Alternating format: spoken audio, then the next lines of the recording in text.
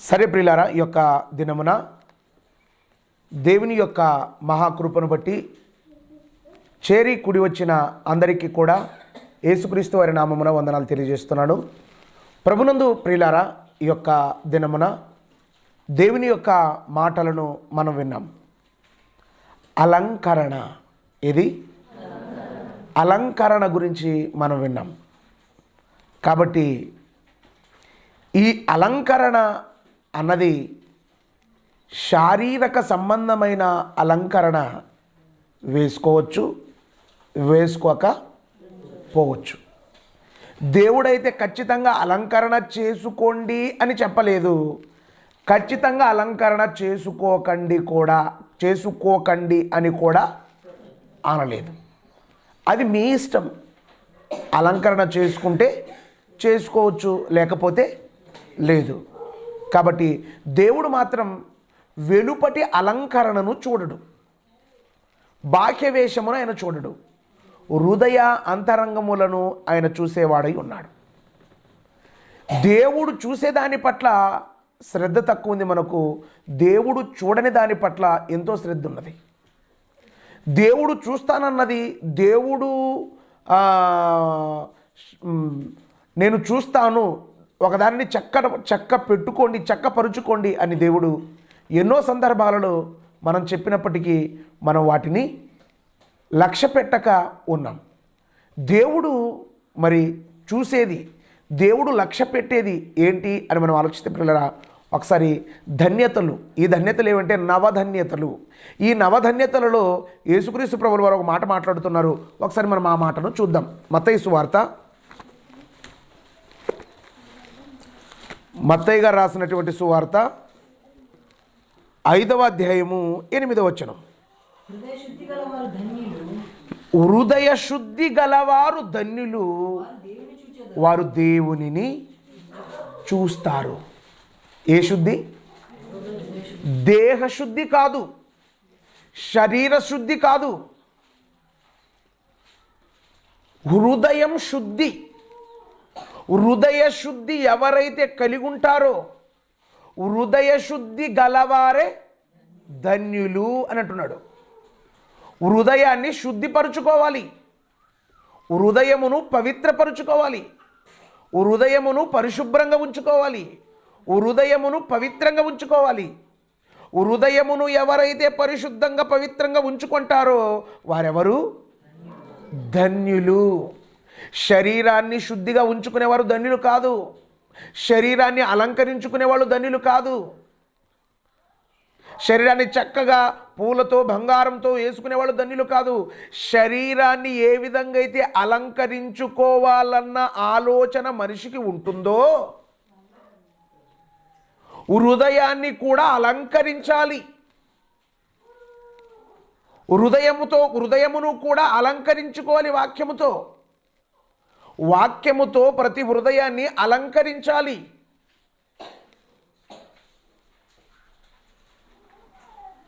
ఈ వాక్యముతో హృదయమును అలంకరించుకుంటే పిల్లరా, మీరు అసలు ఎవరికి వాక్యం చెప్పవలసిన అవసరం లేదు, బోధ చెప్పటం ఉండదు, బ్రతుకే బోధ అవుతుంది. బ్రతుకే బోధ అయిందనుకో, మీరు మీ పిల్లల్ని, మీ భర్తని అస్సలు మీరు వాక్యం చెప్పకుండానే మార్చవచ్చు అని ఉంది బైబిల్లో. ఎక్కడ మాట? పేతురు గారు రాసిన మొదటి పత్రిక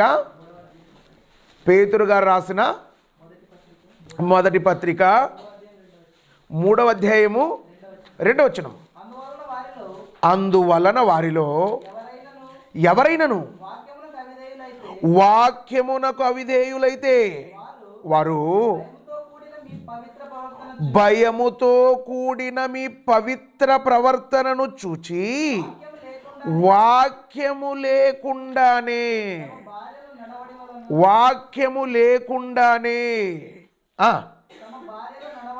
తమ భార్యల నడవడి వలన రాబట్టవచ్చును అంటున్నాడు.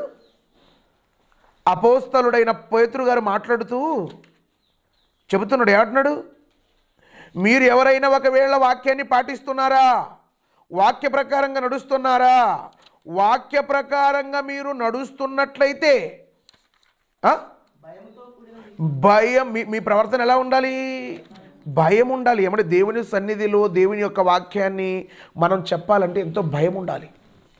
మనం వాక్యం చెబుతున్నామంటే వాక్యం చెబుతున్న మనలో భయం కనిపించాలి, దేవుని భయం కనిపించాలి.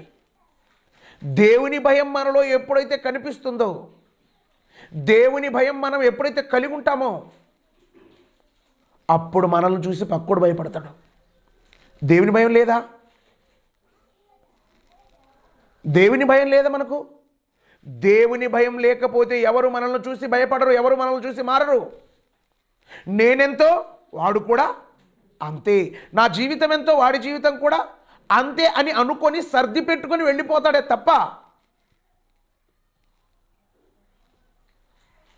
అది భర్త కానీ, పిల్లలు కానీ, బయట ఉన్నవారు కానీ, ప్రక్కన ఉన్నవారు కానీ, ఎవరైనా కానీ మనం నోటితో బోధ చేయటం కాదు, మన బ్రతుకే బోధ అవ్వాలి. బ్రతుకే బోధ అవుతే ఆలోచించారా? మనమే బోధకులైతే జనాలు కనబడినప్పుడు మాత్రమే వాక్యాన్ని చెబుతాం. అయితే బతుకే బోధ అయితే, బ్రతుకే బోధ అయితే పిల్లరా, రోజుకు 24 గంటలు మన ప్రవర్తన ద్వారా బోధ చేస్తాం. మన నోరు ద్వారా, మన క్రియల ద్వారా, మన నడవడి ద్వారా, మన యొక్క జీవితము ద్వారా మనం బోధ చేస్తాం. ఏంటి నెలకు ఆలోచించారా? నెలకు 4 గంటలు వాక్యం చెప్పే, 4 గంటలు బోధ చేసే బోధ ముఖ్యమా? నెలకు 30 రోజులు బోధ చేసే బోధ ముఖ్యమా? ఏది ముఖ్యం? ఏది ముఖ్యమండి? నెలకు 30 రోజులు బోధ చేసే బోధ. ఏ బోధ అది? అది బ్రతుకు బోధ. ఏ బోధ? బ్రతుకు బోధ. ఎదుటోడు బూతు మాట్లాడుతున్నాడు, నేను మాట్లాడకూడదు, ఇదేది? బతుకు బోధ. ఎదుటోడు చెడు మార్గాల్లో నడుస్తున్నాడు, నేను చెడు మార్గాలలో నడవకూడదు, ఇదే బోధ. ఏ బోధ అండి? బ్రతుకు బోధ. మనము బ్రతుకు బోధ చెయ్యాలే తప్ప బ్రతుకు బోధను ఎక్కువగా చేయటానికి ఇష్టపడాలి తప్ప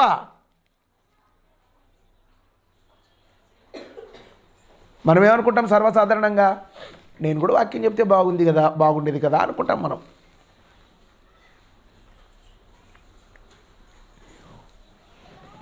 బ్రతుకు బోధ చెయ్యి, తరువాత వాక్యపు బోధ కూడా చెయ్యి. అందుకే నువ్వు మొట్టమొదటిసారిగా ఏం బాగుండాలి? హృదయం బాగుండాలి. ఏం బాగుండాలండి? హృదయం బాగుండాలి. హృదయము బాగుండాలి. హృదయం బాలేదా నువ్వు ఎన్ని చేసినా వేస్ట్, ఎంత చెప్పినా వేస్ట్. పెద్దలు మాట్లాడుతారు, హృదయం బాగలేదనుకో, పెద్దలు మాట్లాడుతారు. ఏమిటో తెలుసా? చెప్పేవి శ్రీరంగ నీతులు, చేసేవి పనికి మాలిన పనులు అంటారు. చెప్పటం మన జీవితంలో ఎంతైతే ఉందో బ్రతకటం కూడా అంతే ఉండాలి. బ్రతకటం కూడా అంతే చాలా ప్రాముఖ్యం పిల్లారా.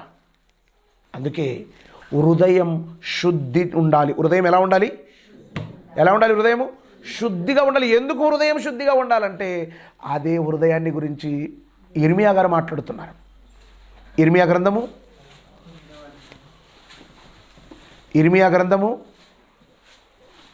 17వ అధ్యాయము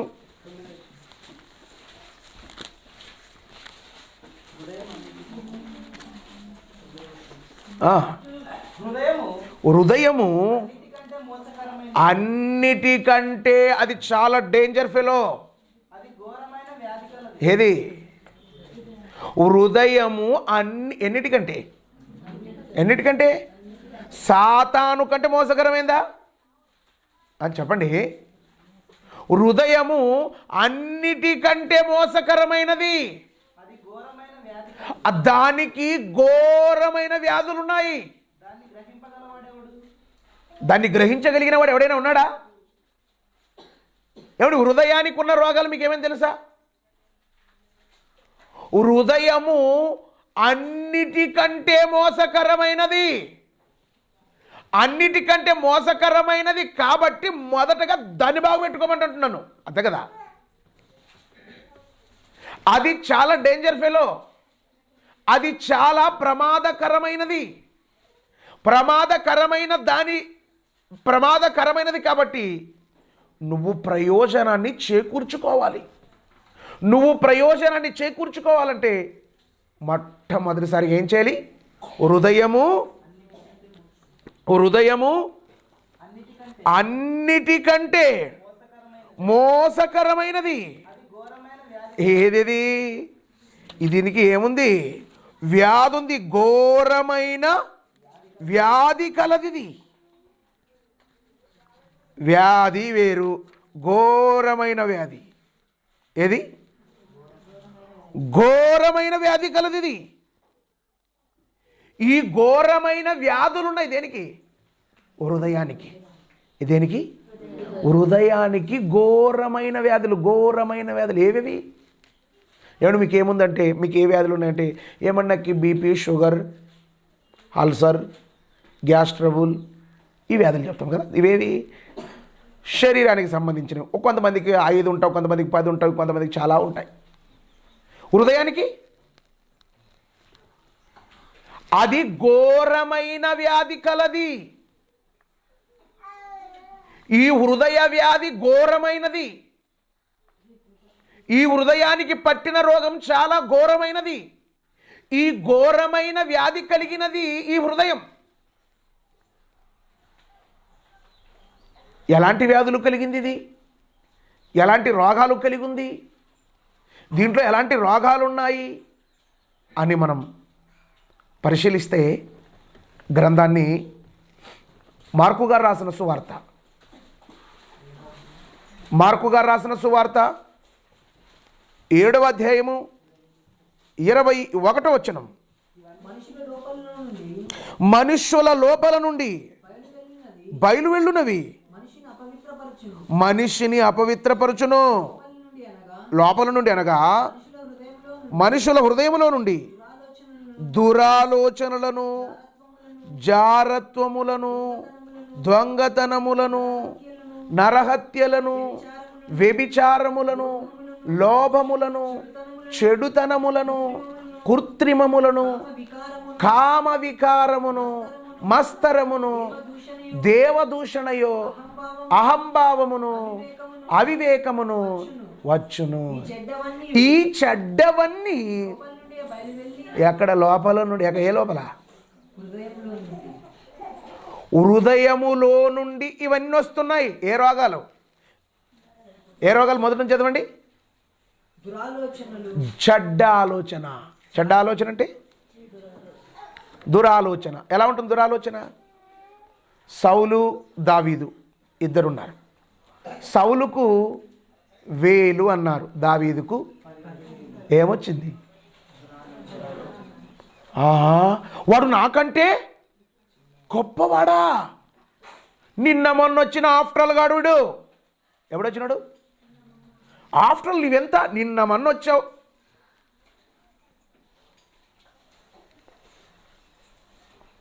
అంటే ఆలోచన మంచిదే, ఆలోచనలో చెడు అన్నది కనిపిస్తుంది. దురాలోచనలను, ఏ తత్వము? ఏదండి జారత్వం అంటే? జారత్వం అనగా ఏంటి? జారత్వం అంటే మీకేమో తెలుసా? జారత్వం అంటే ప్రతి చిన్నదానికి జారిపోయే తత్వం. జారత్వము. ఈ జారత్వము అన్న దాని గురించి మనం ఆలోచిస్తే ఒకసారి, జారత్వము లోపల నుండి ఏమొస్తుంది? జారత్వము. జారత్వము అన్నది జరుగుతుంది. జారత్వాలనే చేస్తున్నాయి. జారత్వం ఎక్కడి నుంచి వచ్చింది? వచ్చిందండి? హృదయంలో నుంచి. ఇప్పుడు జారత్వం చేసేవాళ్ళని ఏమంటారు? మనము వ్యభిచారి అంటాం. ఏమంటారండి? వ్యభిచారి అంటారు. కానీ దేవుడు జారత్వము చేసేటువంటి వారిని ఏమని అంటున్నాడో మనం ఒకసారి గ్రంథాన్ని చూస్తే ప్రియులారా, సామెతల గ్రంథము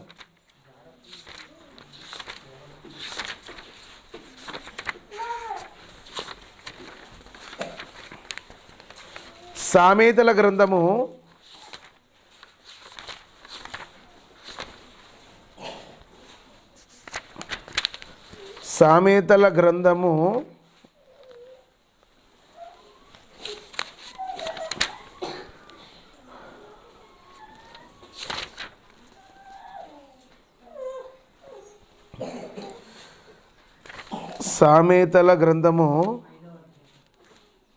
5వ అధ్యాయము, రైట్, అది కరెక్ట్.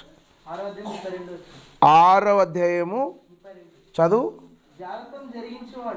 జారత్వము జరిగించువాడు కేవలం బుద్ధి లేనివాడు. జారత్వం అన్నది లోపల నుంచి వస్తుంది కదా, లోపల నుండి.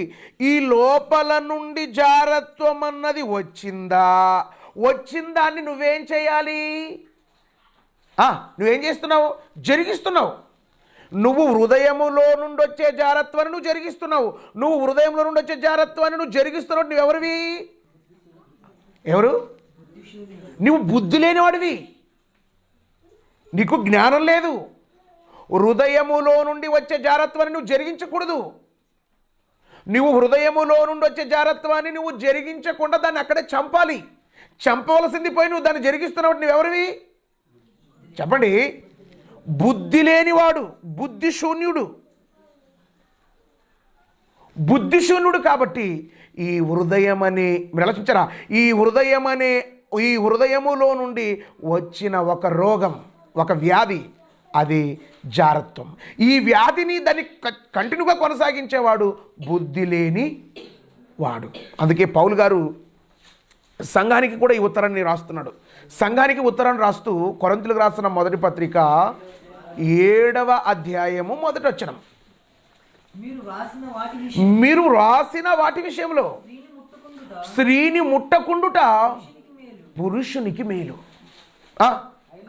అయినను జారత్వాలు జరుగుతున్నాయి. ఎక్కడ జరుగుతున్నాయి జారత్వాలు? సంఘములో కూడా జరుగుతున్నాయి. ఎక్కడండి? ఎక్కడ? సంఘములో జారత్వం. ఏమన్నా నేను జారత్వం చేయలేదు కదండి. జారత్వం అంటే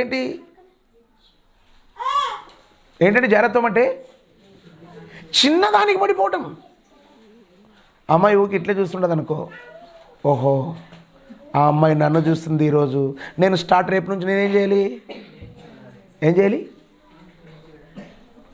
ఒక అబ్బాయి, ఏమంటే ఈ యొక్క సమయంలో ఒక ఉదాహరణ చెప్తాను.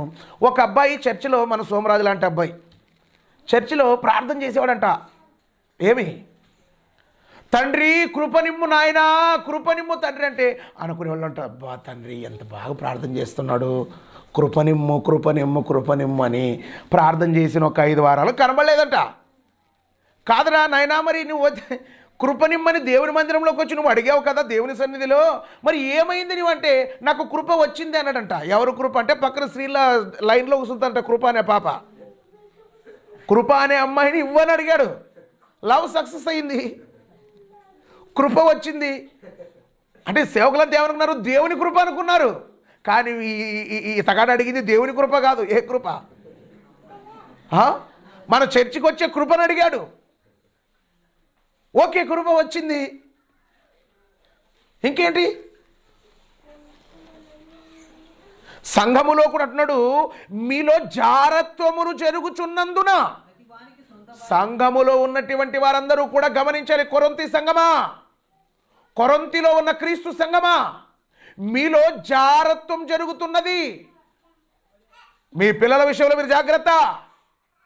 మీ పిల్లలకు పెళ్ళిళ్ళు చేయండి, మీ అమ్మాయి కూడా పెళ్లి చేయండి. మీ అమ్మాయి ప్రవర్తన బాలేదు, మీ అమ్మాయి చూపు బాలేదు, మీ అమ్మాయి అంతా తేడా, మీ అబ్బాయి అంతా కూడా తేడా. మనం అంటాం, నా ముందు తేడా వస్తే ఏం తీస్తా? తాట తీస్తా. దేవుడు అంటాడు, నాయనా మీలో తేడా రాకూడదు, మీలో తేడాలు కనిపించకూడదు. మీరు తేడాలు కనిపించకుండా ఉండాలంటే మీరేం చేయాలి? మీ అబ్బాయిలో కొద్దిగా డిఫరెన్సెస్ కనబడ్డాయా, అమ్మాయిని ఎతకటం ప్రారంభించాలి. మీ అమ్మాయి ఏమైనా తేడా ఉందా, అవసరమైతే నువ్వే అబ్బాయిని వెతకాలి. వెతికి నీ పరువు, నీ దేవుని పరువు నిలవబెట్టాలి. ఇప్పుడు ఇవన్నీ జరుగుతున్నాయంటే అబ్బాయి అమ్మాయి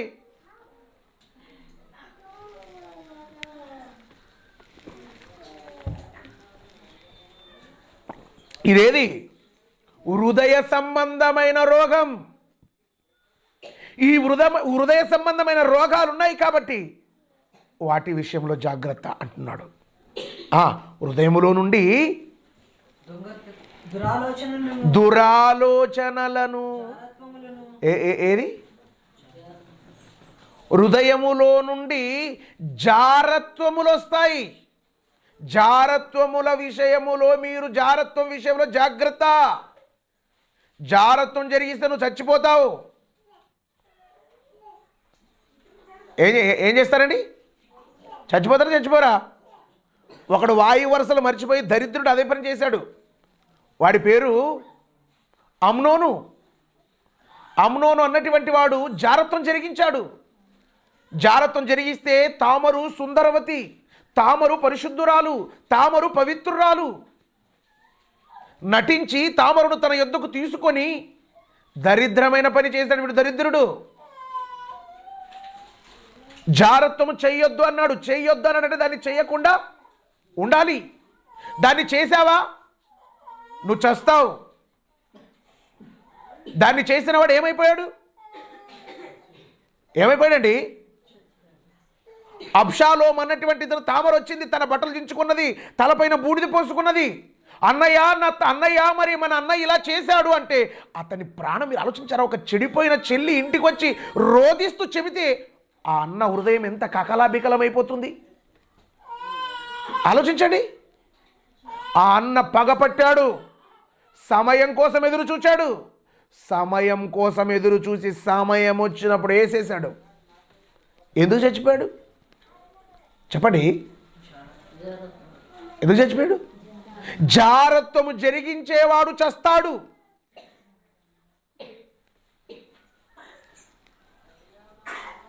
కాబట్టి ఒక దినాన మనమందరం కూడా గమనించాలి. జారత్వము జరిగించేవాడు, బుద్ధి లేనోడు తన చావును తనే కొని తెచ్చుకునేవాడు. కాబట్టి జాగ్రత్త కలిగి ఉండాలి. కింద మాట్లాడుతున్నాడు, ఏమంటున్నాడు? జారత్వమును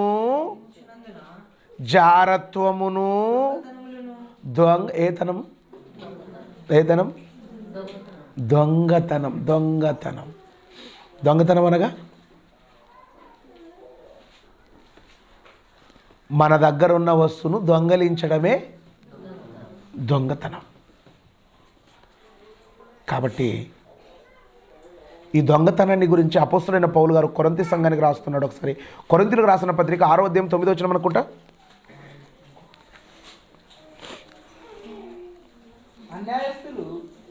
అన్యాయస్తులు దేవుని రాజ్యమునకు వారసులు కానేరని మీకు తెలియదా? మోసపోకుడి. జారులైన మరి వచ్చారు, ఇక్కడ కూడా వచ్చారు. జారులైనను, విగ్రహారాధికులైనను, వ్యభిచారులైనను, ఆడంగితనము గలవారైనను, పురుష సంయోగులైనను, దొంగలైనను, లోబులైనను, త్రాగుబోతులైనను, దూషకులు అంటే ఎప్పుడు మందిని ఆడపోసుకుంటుంటాడు వీడు. పరలోకానికి ఎవరెవరు వెళ్ళరో చెప్పేశాడు ఇక్కడ. నీలో దొంగతనం ఉందా? దొంగతనాన్ని నువ్వేం చేయాలి? ఏం చేయాలండి?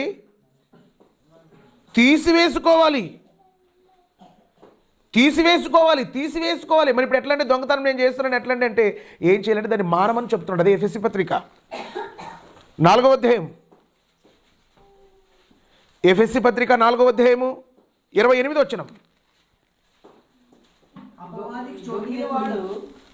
28.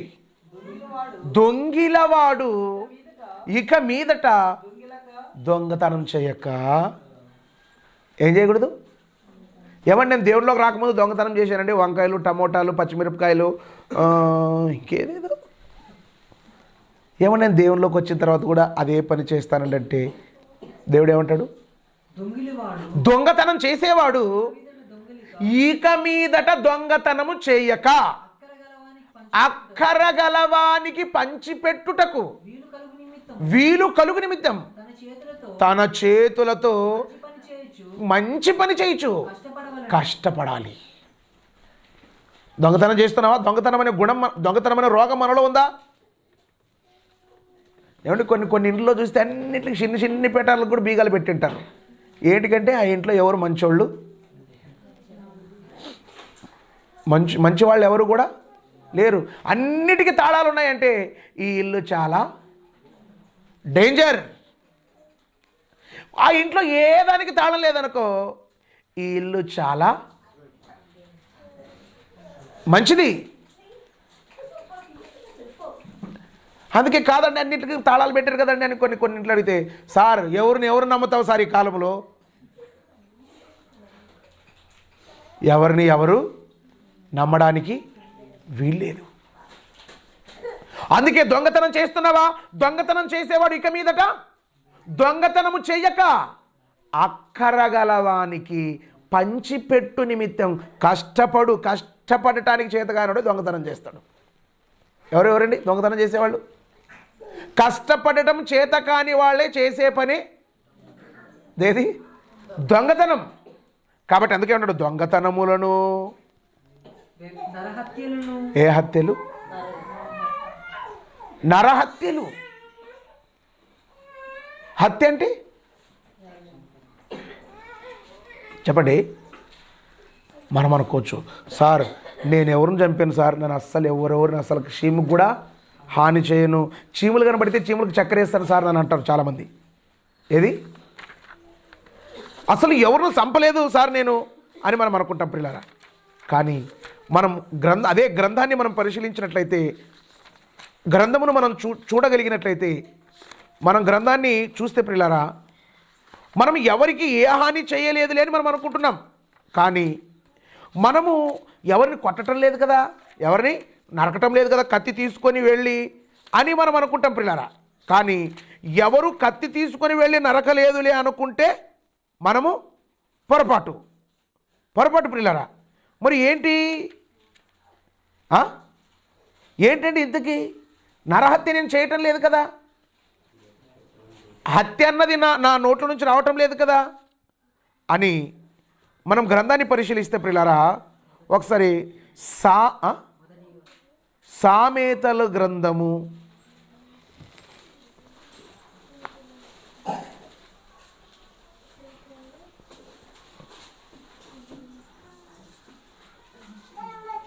1 మొదటి సోమరాజు దాంట్లోకి పోదాం. సోమరాజు చెప్పు, నీ రెఫరెన్స్ ఏమి? 1 యోహాను 3వ అధ్యాయము. తన సహోదరుని ద్వేషించువాడు నరహంతకుడు. ఏ నరహంతకుని యందు నిత్య జీవం ఉండదని మీరెరుగుదురు. ఏమన్నాడు? తన సహోదరుని ద్వేషించువాడు నరహంతకుడు. ఎవరిని ద్వేషించువాడు? సహోదరుని ఎవరైతే ద్వేషిస్తారో, ద్వేషించే వారందరూ కూడా ఎవరట? నరహంతకులు. నరహంతకులు. కాబట్టి ద్వేషిస్తున్నావా? ద్వేషించే వాళ్ళంతా ఎవరు చెప్పండి? ద్వేషించేవారెవరు? నరహంతకులు. ద్వేషించేవారు నరహంతకులు. ద్వేషిస్తున్నావా? మనము ద్వేషిస్తున్నామా? ద్వేషిస్తున్నట్లయితే మనము అహంతకులు. హంతకులేనా? అవునండి. ద్వేషించేవారు ఎవరైతే ఉన్నారో వారందరూ కూడా నరహంతకులు అంటూ సొలొమోను మహారాజు మరొక మాట చెబుతున్నాడు. ఆ మాటను మనం చూద్దాం ప్రియులారా. ఒకసారి సామెతల గ్రంథము, సామెతల గ్రంథంలో ఒక మాట ఉంటుందండి. ఏముంటుందంటే, కత్తిపోటు వంటి మాటలు పలుకువారు కలరు. ఏ పోటు? కత్తిపోటు. అంటే వీళ్ళు మాట్లాడేది ఎలా ఉంటుంది? పొడిచినట్టు ఉంటుంది. ఎలా ఉంటుంది? పొడిచినట్టుంది. అంటే వీళ్ళు ఏం చేస్తున్నారన్నమాట, వాడేమి దేవుడు తెలియని వాడు కత్తితో నరికి చంపుతున్నాడు. దేవుడు తెలిసిన వాడు మాటతో చంపుతున్నాడు. రేయ్, నీ మాట మాట్లాడితే నాకు అట్లే నరికినట్ల నోర్మై మాట్లాడొద్దు నువ్వు అంటారు కొంతమంది. అంటారా అనరా? సామెతల గ్రంథం 12వ అధ్యాయము 18 వచనం. కత్తిపోటు వంటి మాటలు పలుకువారు కలరు. ఎలాంటి మాటలు మాట్లాడతారు వీళ్ళు? కత్తిపోటు అంటే పొడిచినట్లు ఉంటుంది. మాట్లాడితే కొంతమంది అంటారు, అమ్మ ఆ పాప మాటనమ్మ నా ప్రాణం సచ్చిఫాయ. అంటే ఎవరన్నమాట? ఆమె మనస్సు నొచ్చుకునేంత మాటలు వీళ్ళు ఏం చేశారు? మాట్లాడారు. కత్తిపోటు లాంటి మాటలు మాట్లాడారు. కాబట్టి వాళ్ళు కత్తులతో చంపుతున్నారు దేవుడు తెలియని వాళ్ళు. మనము ద్వేషించి తిట్టి వాళ్ళను చంపుతున్నాం. వాళ్ళు కత్తితో నరికిన హంతకులు, మనం మాటతో నరికిన హంతకులం. కొరింథీ 6:9 ఇప్పుడు చూసాం కదా, హంతకులైనను ఎక్కడికి వెళ్ళరు? దేవుని రాజ్యానికి వెళ్ళరు. కాబట్టి హంతకులైన వాళ్ళు హత్యలు చేయడం మానాలి. మాటల చేత ఇంతకుముందు నొప్పించే మాటలు మాట్లాడాం. ఇప్పుడు దేవునిలోకి వచ్చిన తర్వాత ఎవరిని నొప్పించకూడదు. మనమే నొచ్చుకోవాలి. మనమే నొచ్చుకొని ఇతరులను నొప్పించకుండా మనం చక్కగా భక్తిలో ముందుకు కొనసాగాలి. కిందకు మాట్లాడుతున్నాడు. నెక్స్ట్, ఎవరు? లోబి. ఎవరు లోబి? అనగా ఎవరండి లోబి?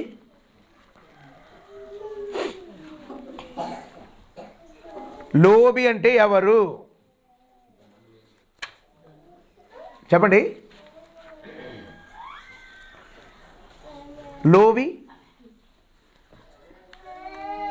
లోబులు వీళ్ళు ఎవరంట?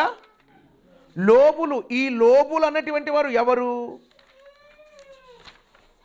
ఈ లోబులు ఎలా ఉంటారు? ఈ లోభత్వం చేసేవాళ్ళు ఎలా ఉంటారు? లోబులైనను. లోభత్వము. ఏ తత్వము? లోభత్వము. లోబులకు దేవుడు అంటే భయం ఉండదు. లోబులకి ఎవరంటే భయం ఉండదు. లోబులకు దేవుడు అంటే నచ్చదు. అవునా? లోబికి దేవుడు అంటే నచ్చదా? దేవుని మాట అంటే నచ్చదా? వాని డబ్బే వాని దేవుడు. అందుకే లక్ష్మీదేవతకు దినం ప్రతిరోజు ఫుల్ ఏది అగరబత్తి అంటించి పూజ చేసి మా అమ్మ లక్ష్మమ్మ బాగుండాలమ్మని అని మొక్కుకొని మరి అట్లే ముచ్చి పెడతాడు. అంతే కదండి. అందుకే లోబి అన్నటువంటి వాడు దేవునికి భయపడు. తన దగ్గరున్న తన అండబలం కండబలం తన దగ్గరున్న దానికే తను ఎక్కువగా ప్రాధాన్యత ఇస్తాడు. అందుకే లోబి దేవునికి భయపడ్డని ఒకసారి మన గ్రంథంలో చూస్తే కీర్తనల గ్రంథము 10వ అధ్యాయం 3వ వచనం. కీర్తన 13. నీవు నా పక్షమున యాజ్యమాడి నాకు న్యాయము తీర్చుచున్నావు. నీవు సింహాసనాసీనుడవై న్యాయమును బట్టి తీర్పు తీర్చుచున్నావు. కీర్తనల గ్రంథము 10వ అధ్యాయం 3వ వచనం. దుష్టులు తమ మనోభిలాషను బట్టి అతిశయపడుదురు. లోబులు యెహోవాను తిరస్కారం చేస్తారు. ఎవడు? దేవుడా. వాడెవడు అంటాడు. ఏమంటాడు తెలుసా? పిల్లలు ఎవరడా? లోబి దేవునిని తిడుతాడు, తిరస్కరిస్తారు. లోబి దేవుణ్ణి తిట్టి తన కుటుంబం వారి పట్ల ఏమైనా ప్రేమ కలిగి ఉంటాడా? తన ఇంటి వారి పట్ల ఏమైనా మంచి ప్రేమానురాగం కలిగి ఉంటాడా? అని మనం చూస్తే పిల్లరా, ఈ లోబి అన్నటువంటి వాడు తన ఇంటి వారి పట్ల ఎలాంటి వైఖరి కలిగి ఉంటాడో చూస్తే సామెతల గ్రంథము 15వ అధ్యాయము 27వ వచనం. లోబి లోబి తన ఇంటి వారిని బాధ పెట్టును. లోబి తన ఇంటి వారిని బాధ పెడతాడు. ఎవరు? పిసనారోడు, పిసబంకోడు అంటాం కదా మనము, గీక్కొందినేవాడు. లోబి ఎవరిని బాధ పెడతాడు? తన ఇంట్లో వాళ్ళని. ఈరోజు సండే ఏముండాలి? ముక్కు ఉండాలి. ముక్కు లేదు, దినం ఏమంటాడు తెలుసా లోబి? దినం గుండెలు ఎత్తేకపోతారు, మీకు దినం మటన్ పెట్టి మేపుతానులే నేను, తినండి ఓకే ఉన్నింది అంటాడు. ఎవరు వీడు? పిషనారోడు అంటాం. లోబి తన ఇంటి వారిని బాధ పెట్టును. మీరు ఆలోచించారా? మనం ఏమంటామంటే అందరు కలిసి అంతా జతలు కట్టుకొని తిరుగుతాం మనం. లోభత్వము కలిగిన వారి దగ్గర బహు జాగ్రత్త కలిగి ఉండాలి. లోభత్వం కలిగినటువంటి వారి విషయంలో మనం ఎంత జాగ్రత్త కలిగి ఉండాలో అపోస్తలుడైన పౌలు గారు కొరింథీ సంఘానికి ఉత్తరం రాస్తున్నాడు. చూద్దాం. 1 కొరింథీ 5వ అధ్యాయం 10వ వచనం. అయితే ఈ లోకపు జారులు అంటే జారత్వము చేసేవాడు. ఈ లోకపు జారులతోనైనను లోబులతోనైనను లోబితోనైనను పిషనారి వాడితోనైనను నువ్వు జత కట్టుకునొద్దు. లోబి జత నువ్వు కట్టొద్దు. నువ్వు సాంగత్యము చేయొద్దు. ఏం చేయొద్దు? ఏమండి మరి మన సహోదరులు ఎవరైనా ఉంటే, మన సహోదరులు ఎవరైనా పీస్ బంకోడు ఉంటే 11వ వచనం చెప్తాడు. 11వ వచనం. ఇప్పుడైతే సహోదరుడనబడిన వాడు సంఘములో చేర్చబడిన వాడు దేవుని పనే లేదు. పిసినారితనం, లోబితత్వం. దేవుడి పని అంటే లోభత్వం. సహోదరులలో కొరింథీ సంఘానికి చెప్తున్నాడు, సంఘములో సహోదరులలో అనబడినటువంటి వాడు ఎవడైనా జారుడు కానీ లోబి కానీ విగ్రహారాధన చేసేవాడు కానీ తిట్టుబోతు కానీ త్రాగుబోతు కానీ ఎవడు లోబే ఇడు కూడా దోచుకొనువాడు కానీ అయ్యున్న ఎడల అట్టువానికి వందనాలు చెప్పి వెనకపోండి. వానితో కలిసి అనా బూదిందాం దానా అని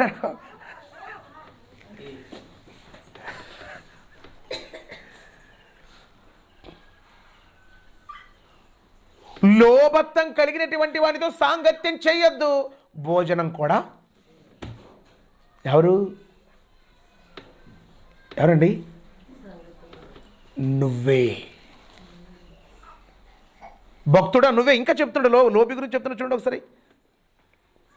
6వ అధ్యాయం 10వ వచనం. కొరింథీ పత్రిక, అదే కొరింథీ పత్రిక 6వ అధ్యాయం 10వ వచనం. దొంగలైనను లోబి ప్రతి చిన్నదానికి లోభత్వం. లోబులైనను దేవుని రాజ్యానికి చేరరు. దేవుని రాజ్యం చేరాలా? దేవుని రాజ్యం నీకు కావాలా? నీవు లోభత్వమును విడిచిపెట్టు.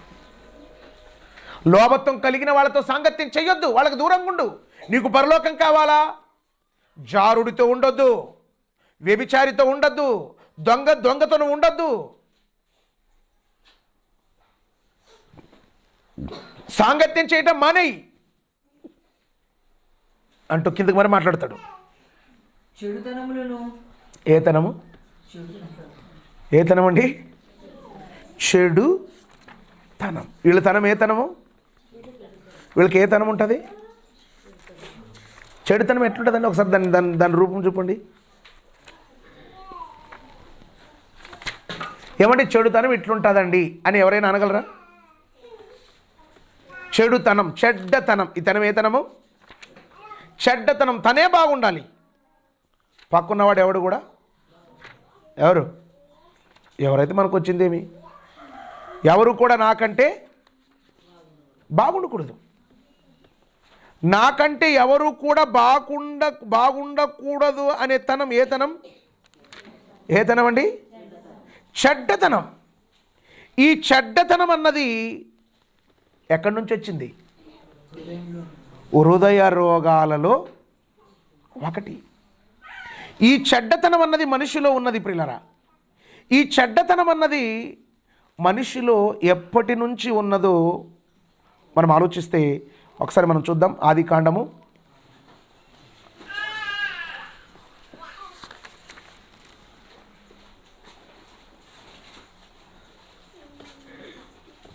5వ వచనం, 6వ అధ్యాయం 5వ వచనం.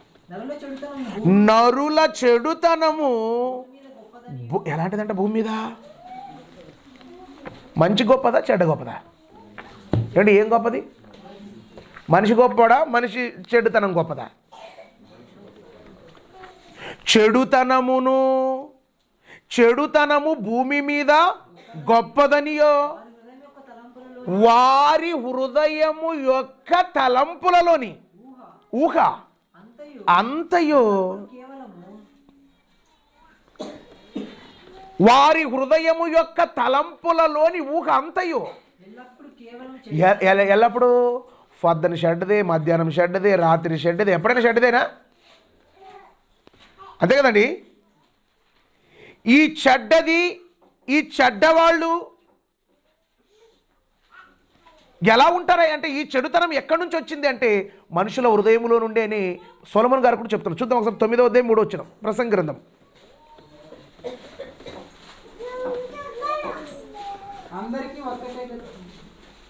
9వ అధ్యాయం 3వ వచనం.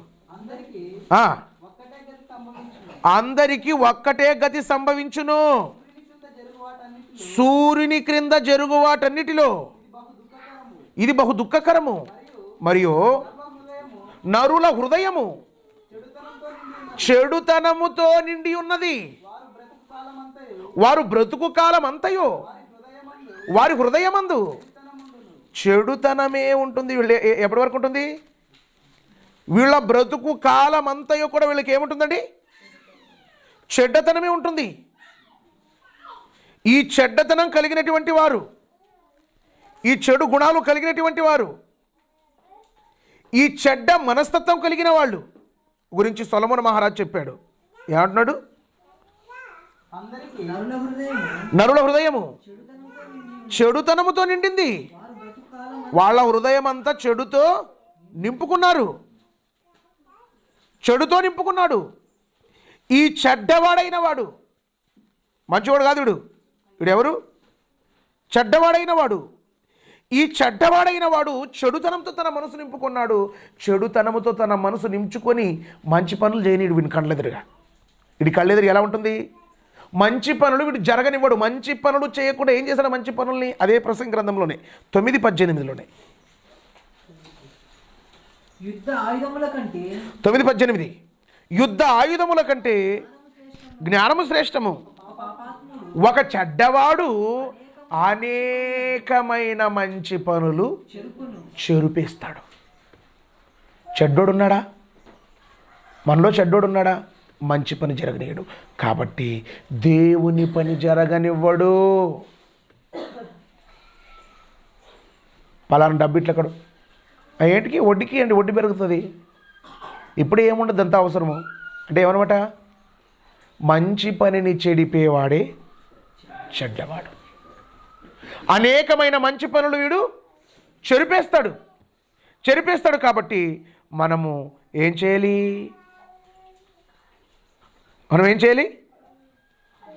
చెడ్డ దానిలోనే ఉండాలా? చెడు ప్రవర్తనలోనే ఉండాలా? చెడ్డ పనులు చేస్తూనే ఉండాలా? మంచి పనులు చెరుపుతూనే ఉండాలా అని ఆలోచిస్తే క్రొత్త నిబంధనకు వచ్చేసరికి అపోస్తుడైన పౌలు గారు సంఘములో ఏ విధంగా ఉండాలో విశ్వాసి అనే విషయాన్ని గురించి చెప్తున్నాడు. రోమీయులకు రాసిన పత్రిక 12వ అధ్యాయం 9వ వచనం.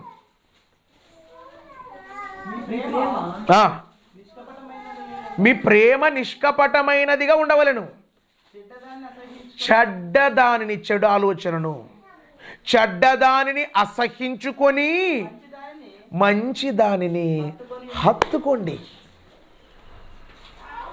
చెడ్డదానిని విడిచిపెట్టాలి, అసహించుకోవాలి. ఏదైనా మనం విడిచిపెట్టాలంటే మనకు దానిపైన అసహ్యం ఏర్పడితేనే దాన్ని విడిచిపెడతాం. అసహ్యం లేకుండా మనం దేనిని కూడా విడిచిపెట్టలేము. కాబట్టి చెడ్డదానిని అసహించుకొని మంచి దానిని హత్తుకోండి. మంచిదాన్ని ఏం చేయాలి? హత్తుకోవాలి. మంచి దానిని హత్తుకునేవాడుగా ఉండాలి. మంచి దానిని హత్తుకునేవారు. మంచిదేది?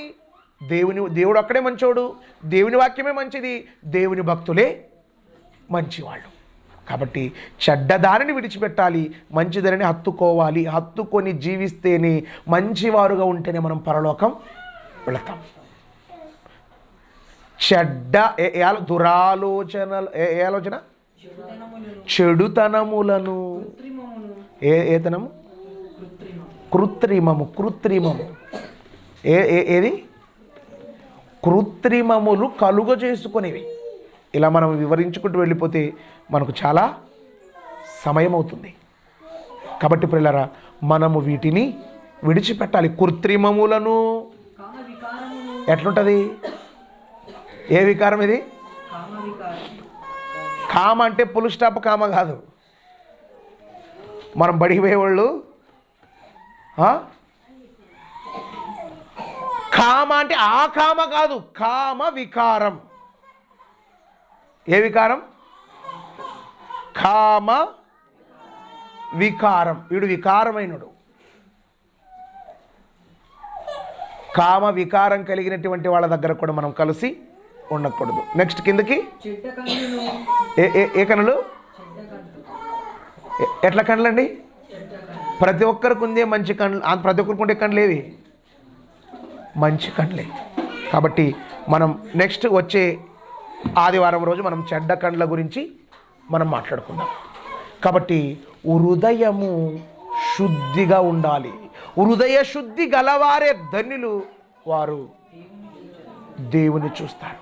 నువ్వు దేవుని చూడాలంటే హృదయానికి పట్టిన రోగములు, హృదయానికి పట్టినటువంటి వ్యాధులను బాగు చేసుకునేవారుగా మీరందరూ ఉండాలని, మీరందరూ నడవాలని, మీరందరూ చక్కగా ఉంటేనే దేవుడు ఉండే పరలోకం మనకు లభిస్తుందనే సత్యాన్ని, సంగతిని మనమందరం గుర్తెరిగి ఈ విషయాలు, ఇప్పుడు విన్న విషయాలు మీరు మనసులో ఉంచుకొని దేవుని కోసం బ్రతకాలని మీకు తెలియజేస్తున్నాను. కళ్ళు మూసుకొని చిన్న ప్రార్థన చేసుకుందాం. పరిశుద్ధుడు, ప్రేమగల తండ్రి, మీ నామాన్ని కొందనాలనైనా, మీ మాటలు విన్నామునైనా, విని విడిచిపెట్టే వారముగా కాక విని హృదయంలో ఉంచుకొని మీకోసం బ్రతుకుటకు మీరు కృప చూపుతారని మీ ప్రియ కుమారుడు, మా రక్షకుడైన యేసుక్రీస్తు వారి నామములో ప్రార్థించి అడిగి వేడుకొనుచున్నాము తండ్రి. ఆమేన్.